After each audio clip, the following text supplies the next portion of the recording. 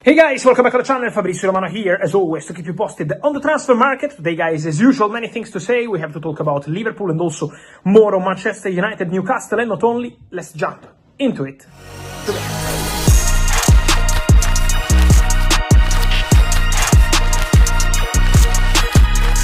And so guys, news as always coming from all over the world. Let me start with Al Nassr, because it's official. Inigo Martinez has left Barcelona. He completed his medical in the recent hours at Al Nassr, signed this contract 1 year plus 1 as option, and so Inigo Martinez to Al Nassr is completed. Kingsley Coman is advancing very well. The official bid has already been submitted on Friday. The exclusive story on Kingsley Coman is confirmed.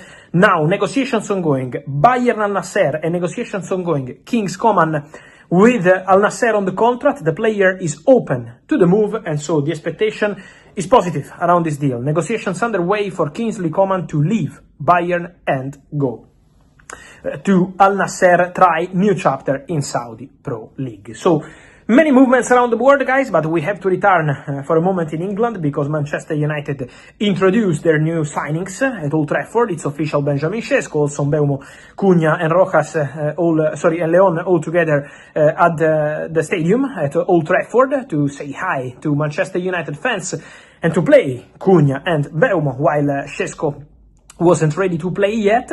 But the news coming out of Old Trafford is that Rasmus Højlund didn't play one single minute. And this is the message of the club. For Manchester United, Rasmus Højlund is a player available on the market.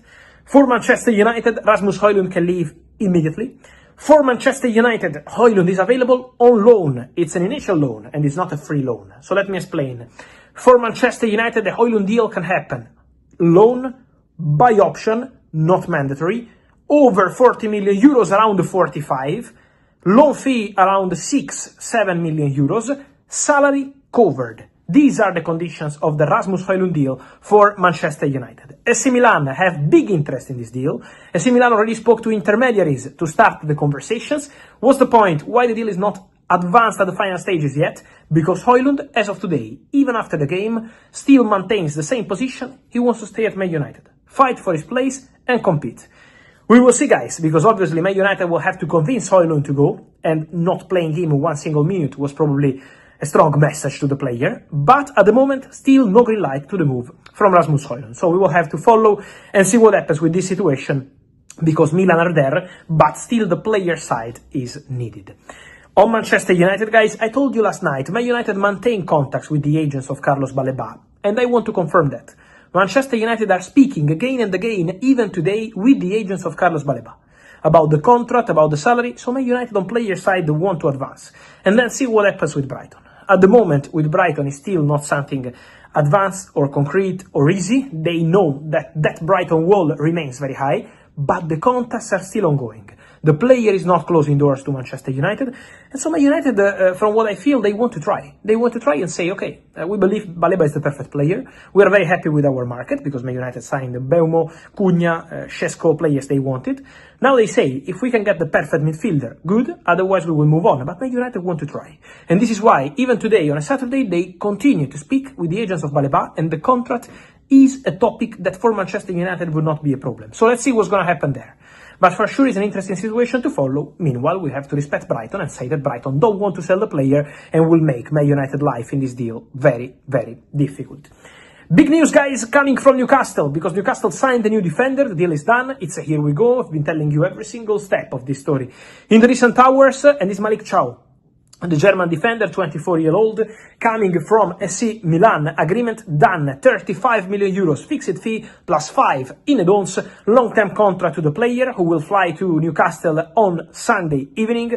So everything is okay for Malik Thiaw to Newcastle. Everything is agreed club to club. Everything agreed with the player who really wanted to go to Newcastle, have the opportunity to play in Premier League, Champions League football, and so all done for Malik Thiaw, new defender for Eddie Howe, new signing after Ramsdale. And for Newcastle, also, guys, the message from Eddie Howe today, it's a really important message, because over the morning we had some news saying that Newcastle communicated to Alexander Isak that he's not going to be sold this summer.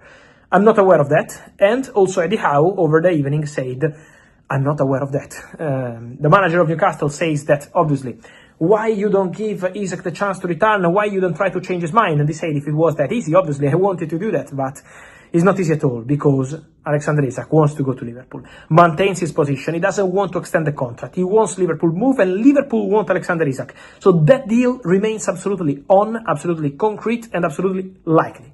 So that's the story. Now, it depends on Newcastle again, and so let's see what Newcastle will decide to do. But at the moment, Newcastle have not closed the doors of Isak move to Liverpool. It's still an open story. To see what's going to happen, it's important, because it's not done as of today, of course. But the words from Eddie Howe confirm that at the moment, this saga remains absolutely ongoing. And also, Liverpool maintain their focus on Alexander Isak, because we know this appreciation for Barcola. We know this story about Barcola. I told you in the past few days, if they can't get Isak, Barcola would be the top target for Liverpool. But at the moment, their focus remains, at least this week. We will see what happens next week. But this week, their focus remains on Isak. They like Barcola. They appreciate Barcola. Who doesn't?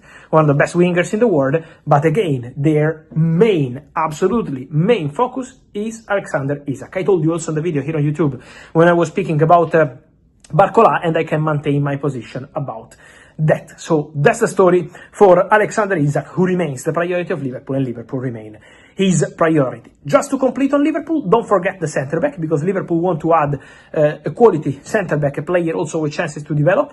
And Giovanni Leoni from Parma, this Italian defender, remains one of the options being considered.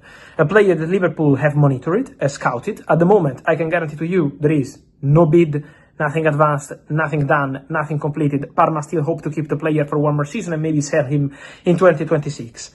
But the interest from Liverpool in this boy has been growing in the recent days. There is interest also from Italian clubs, AC Milan, Inter, Juventus, all of them in Italy want to sign him. But it's important to say that for Giovanni Leoni, at the moment, the situation with Liverpool remains absolutely underway. So let's see what's going to happen there. Let's follow the situation, because Liverpool interest is concrete. Liverpool like the player. We are talking about a very talented defender who can have an important future. Again, at the moment, we are not at the stage where we can say it's an advanced deal, it's going to get done, it's going to happen. But I can tell you that Giovanni Leoni is one of the names they have on the list. For example, there are more options. There is one more talented defender around Europe. There is a different kind of option, Premier League proven, like Guehi, who is not extending his contract at Crystal Palace. So Liverpool will make their decision for sure this month. But Leoni is one to watch for Italian clubs, AC Milan, Inter, Juventus, but also appreciated by Liverpool. So we will be tracking and following this situation on the market. Just to close, guys, we went from Newcastle, Al Nassr and all the rest, staying in Liverpool. On the other side, Everton keep working and advancing on a deal for Jack Grealish on loan from Man City. And so, guys, let me know your thoughts on all these stories, from Højlund to Malik Chow and also Baleba, but also Leoni, Isak, Grealish and all the rest. Let me know your opinion, guys. Here in comments, like this video, turn on the notification bell, subscribe to the channel. See you soon. Ciao.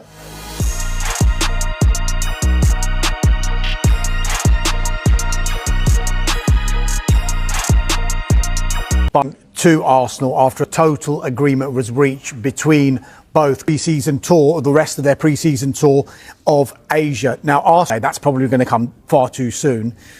But then they faced North London rivals Tottenham Hotspur in Hong Kong on Thursday. I just wonder if they can get it all done in time, and if he's match fit enough to play a part in a North London derby. It would be absolutely fantastic. But whether he does play or not, Mikel Arteta's aim is to integrate all of his new signings within his squad as soon as possible, and in a pre-season tour. Breaking news.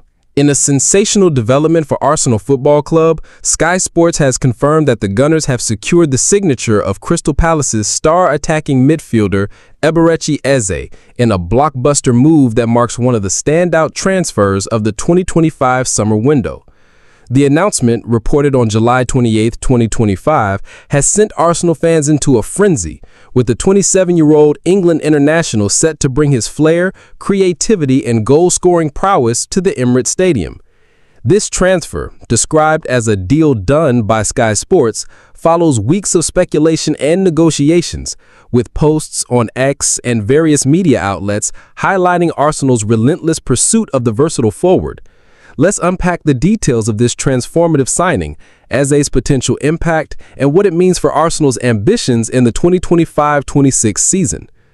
According to Sky Sports, Arsenal have finalized a deal to sign Eberechi Eze from Crystal Palace, with the Gunners meeting the player's £60 million release clause, plus up to £8 million in performance-related add-ons, totaling a potential £68 million. The confirmation comes after weeks of negotiations, with Arsenal sporting director Andrea Berta playing a pivotal role in securing Eze's signature ahead of rivals Tottenham Hotspur.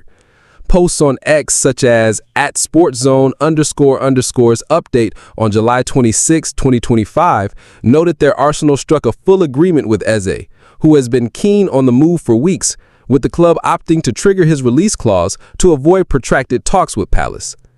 The deal's structure, as reported by Football.London, involves an initial payment of £25 million to £30 million, with the remainder spread over 2 installments and performance bonuses, a plan that Palace owner Steve Parish approved.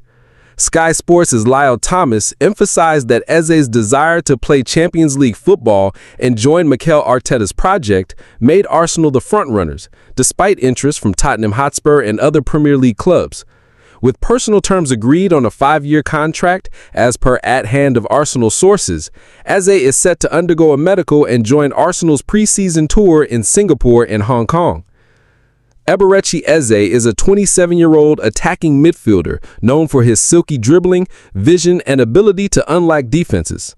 A product of Arsenal's youth academy before being released as a youngster, Eze rose through the ranks at Queen's Park Rangers before joining Crystal Palace in 2020. His standout performances, including 14 goals and 11 assists in 43 matches last season, culminated in him scoring the winning goal in Palace's 1-0 FA Cup final victory over Manchester City. His form earned him a call-up to the England national team, where his versatility as a number 10 or left winger has drawn comparisons to Arsenal's Martin Odegaard, though Eze offers a more direct, goal-oriented style. Sky Sports pundit Paul Merson has hailed Eze as the X factor Arsenal need to break down low block defenses, a recurring challenge for the Gunners when teams park the bus at the Emirates. Merson told Sky Sports, "He's perfect. Arsenal struggle when teams come to the Emirates and put everyone behind the ball. Eze's got the ability to break a low block down with his passing and